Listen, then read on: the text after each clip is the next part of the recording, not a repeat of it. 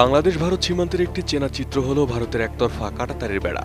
নিজের ভূখণ্ড সীমান্ত রক্ষার অজুহাতে বাংলাদেশের সীমান্তবর্তী বিস্তীর্ণ এলাকায় হাজার হাজার কিলোমিটার দীর্ঘ কাঁটাতারের প্রাচীর গড়ে তুলেছে ভারত।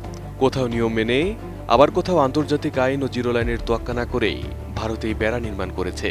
এই কাঁটাতারের বেড়া কেবল দুই দেশের ভৌগোলিক বিভাজনই টানেনি, বরং এর আড়ালে প্রতিনিয়তই ঘটছে নিরীহ বাংলাদেশি নাগরিক হত্যার মতো নির্মম ঘটনা, যা ঢাকাকে সবসময় এক ধরনের কূটনৈতিক ও কৌশলগত চাপে রেখেছে।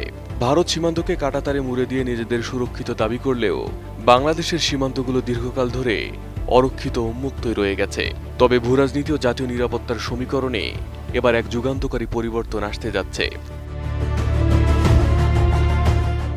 ভারতের এই একতরফা বেড়া দেওয়ার আধিপত্যশীল চিত্রের বিপরীতে দাঁড়িয়ে এবার এক সাহসী ও কঠোর সিদ্ধান্ত নিয়েছে বাংলাদেশ।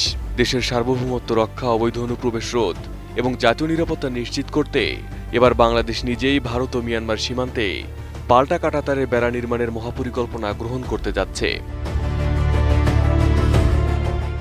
বুধবার জাতীয় সংসদের প্রশ্নোত্তর পর্বে স্বরাষ্ট্রমন্ত্রী সালাউদ্দিন আহমেদের দেওয়া বক্তব্য থেকে সরকারের এই ঐতিহাসিক অনমনীয় সিদ্ধান্তের বিষয়টি আনুষ্ঠানিকভাবে সামনে আসে। নতুন বাংলাদেশ গড়তে এলো জুলফিকার স্টিল। জুলফিকার স্টিল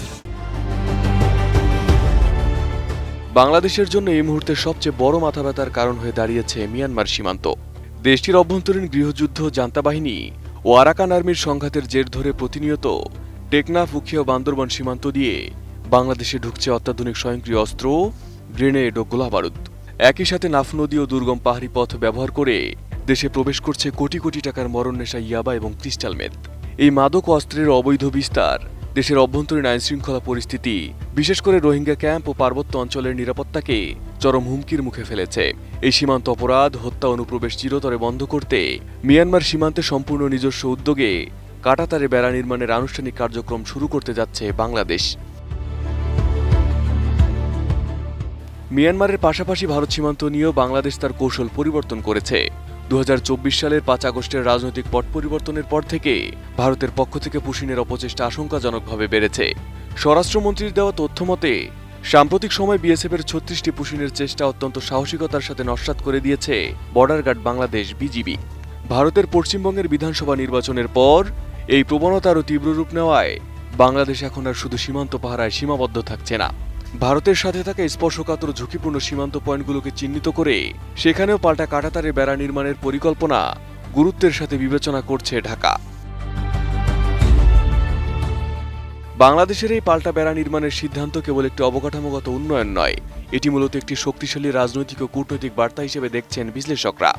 এর মাধ্যমে বাংলাদেশ স্পষ্ট করে দিল যে নিজের সীমানা সুরক্ষিত রাখতে এবং যে কোনো ধরনের আন্তঃসীমান্ত অপরাধ দমন করতে ঢাকা এখন সম্পূর্ণ স্বাবলম্বী এবং দৃঢ় প্রতিজ্ঞ।